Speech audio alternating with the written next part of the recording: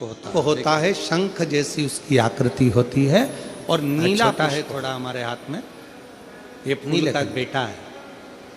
आप लोगों ने देखा है पूरा? किस किसने देखा? जरा हाथ उठाओ सब लोग। देखा है मतलब रखो आप। देखा है तो फूल का बेटा है आप लोगों के बुद्धि में रहा है। लाए हो क्या? ला दो। कैसा नीला कलर का पुष्प होता है, देखो दिखाओ जरा बाजू में। और थोड़ा सा छोटा है, थोड़ा हमारे हाथ में जाएगा। ये फूल का बेटा है, ठीक है? पूरा फूल नहीं है, ठीक है? फूल का बेटा है ये, छोटा सा। अच्छा दिख रहा है? कहाँ है आस्था वालों? दिखाओ तो सही, दिखाओ जरा बाजू में। और थोड़ा सा पास कर दो तो सबको नजर आ जाएगा। ठीक गया? शंख पुष्पी, अपारिजात भी बोला जाता है इसको। हर हर विराजो विराजो। तो एक पुष्प अपन कहते हैं, हमारे भगवान देवादिदेव महादेव को, भगवान शंकर को बड़ा प्रिय है ये पुष्प। अब किसी से पूछा जाए, आप कह रहे हो कि शंकर भगवान को ये नीला फूल, ये शंख पुष्पी भगवान शिव को इतनी प्रिय क्यों है? भगवान शंकर को इतनी प्रियता क्यों है? कोई से पूछे तो वो बताए चाहे ना बताए, पर शिव महापुराण का संवाद कर रहा है। कंठ में स्वयं मां जगत जननी ने 10 विद्या में से एक मां को याद किया और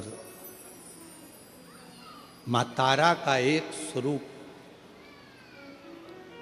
मां सरस्वती के रूप में विराजमान हो गया। कंठ में रहने से विष की तपन के कारण, कंठ में रहने से विष की तपन के कारण उनका स्वरूप नीला पड़ गया। और जब उनका स्वरूप नीला पड़ गया तो भगवान देवादिदेव महादेव ने कहा, सुनो पार्वती, संसार के लोग, भूमंडल में रहने वाला यदि कोई भी मानव जिसकी विवेकता, बुद्धि, विचार, सोच, ज्ञान थोड़ा सा भी अगर उसमें कम है, तो वो नील सरस्वती का यदि आवाहन करे, मां नील सरस्वती स्तोत्र का पाठ करे, मां नील सरस्वती की स्मरण करे, तो उसकी विवेक, उसकी बुद्धि तीव्र होती है, श्रेष्ठ होती है। और सुनो पार्वती, यदि मान लो कोई नील सरस्वती का स्तोत्र का पाठ नहीं कर पाए, आराधना नहीं कर पाए, साधना नहीं कर पाए, स्मरण ना कर पाए, अगर कोई बच्चा एक शंख पुष्पी पुष्प को समर्पित कर कर जलाधारी पर और 1 लोटा जल यदि वो समर्पित करता है और उस जल का आचमन कोई बच्चा नित्य प्रति करता है, तो वो बच्चा धीरे धीरे विद्वत्ता धारण करता ही जाता है। जो याद करता है वो भूलता नहीं। ये मां नील सरस्वती की कथा है। 2 सरस्वती का दर्शन आपको और हमको होता है, 2 सरस्वती का स्मरण आप और हम करते हैं। एक सरस्वती जो स्वयं श्वेत वस्त्र धारण करी है, हंस पर बैठी हैं और बड़े आनंद के साथ में मां सरस्वती का सुंदर स्वरूप है। पर एक सरस्वती ऐसी हैं जो नीला उनका स्वरूप है और नील सरस्वती के रूप में उनकी पूजन होती है। मां नील सरस्वती महाराज,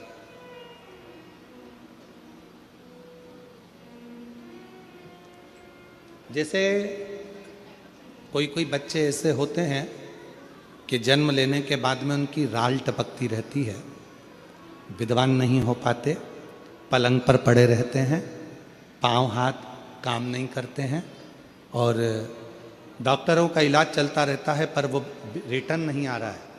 ये इनको बढ़ाओ ना। बच्चों की मुख से राल टपकती रहती है, विद्वत्ता नहीं रहती, माइंड थोड़ा सा कमज़ोर होता है और शरीर भी उनका थोड़ा शिथिल रहता है शरीर। तो कई लोग कह देते हैं कि ये बच्चा थोड़ा जल्दी जन्म ले लिया इसलिए ऐसा हो गया, प्रीमेच्योर हो गया, ऐसा हो गया, वैसा हो गया। दवाइयाँ भी चलती हैं, इलाज भी चलता है, पर उसका कोई लाभ नहीं मिल पाता और वो बच्चा पलंग पर पड़ा रहता है, राल टपकती रहती है, बुद्धि काम नहीं करती। छोटे छोटे भले वो 20 साल का हो गया, पर 8-10 साल के बच्चों जैसी उसमें विवेकता होती है, बुद्धि होती है। मेरा निवेदन है उन माताओं से, थोड़ी मेहनत आपको करना पड़ेगी उस बच्चे के लिए। अष्टमी, नवमी और चतुर्दशी 3 तिथियां पकड़ कर रखना। कौन कौन सी? जम के बोलो। अष्टमी, नवमी, चतुर्दशी। ये 3 तिथियां ऐसी हैं, चतुर्दशी अमावस्या की भी और चतुर्दशी पूर्णिमा की। अष्टमी नवमी अमावस्या की भी और अष्टमी नवमी पूर्णिमा की। ये वो तिथियां हैं जिन तिथियों में मां नील सरस्वती का स्तोत्र का पाठ कर कर एक शंख पुष्पी पुष्प, एक अपारिजात का पुष्प जलाधारी पर रखकर 7 बार अगर जल का पात्र से जल चढ़ाया जाए और उसी जल को कटोरी में झेल लिया जाए, उस जल को 3 दिन तक लगातार यदि सुबह दोपहर शाम रोज उस बच्चे को देना चालू करिए, उसके हाथ पैर भी काम करना प्रारंभ करेंगे, उसकी बुद्धि भी काम करना प्रारंभ करेगी। जो वो पलंग पर पड़े पड़े राल टपकाता रहता है, उसको लोग कहते हैं कि 18 साल का हो गया और दिमाग केवल 10 साल का है, 5 साल का है, उसमें धीरे धीरे बुद्धि प्रबल होना प्रारंभ हो जाएगी और वो भी एक दिन कार्य करना प्रारंभ कर देगा। जिसको प्रीमेच्योर बच्चे भी कहते हैं। लोग कहते हैं ये बच्चा जल्दी हो गया था, ये बच्चा बीमार पड़ गया था, बचपन में इसको कोई इंजेक्शन ऐसा लग गया था, बचपन में ऐसा हो गया था, बचपन में वैसा हो गया था, गर्भाशय का जल उसके मुख में चले गया था, तो ये बच्चे की ऐसी गति हो रही है। उस बच्चे के लिए अगर आपके आसपास के क्षेत्र में भी कोई बच्चा ऐसा है तो उसको मां नील सरस्वती का स्मरण जरूर कराएं। और अगर आप लोगों के पास में मां नील सरस्वती का स्तोत्र का पाठ ना मिले तो प्रयास करिएगा, मोबाइल पर सर्च कर कर मां नील सरस्वती का स्तोत्र भी निकाल सकते हो। बाजार में से गीता प्रेस गोरखपुर की किताब में भी ला सकते हो, पढ़ भी सकते हो, घर में उसका स्तोत्र का पाठ भी कर सकते हो। मां नील सरस्वती स्तोत्र का स्मरण और बड़े भाव के साथ करें स्मरण।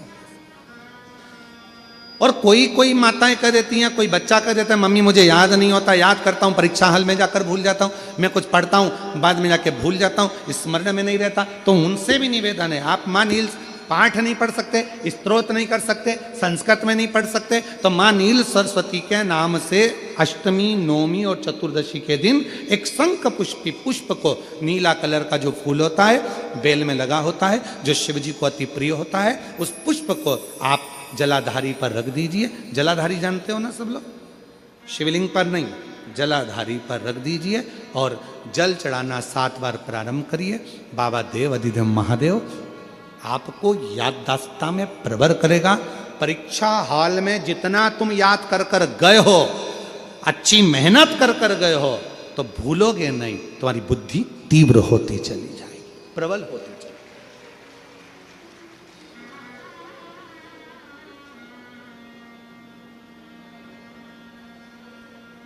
आजकल आयुर्वेद में आप लोग अगर आयुर्वेदिक दवाइयाँ लेते होंगे, आयुर्वेद वालों के पास यदि जाते होंगे, तो वो भी अगर बच्चा पढ़ने में कमज़ोर है, बुद्धि से कमज़ोर है, तो उसको शंख पुष्पी की चाय पीने का भी कहते हैं। बाजार में आती होगी शायद, है? भैया कह रहे हैं कि बाजार में वो चाय भी मिलती है, नीली चाय।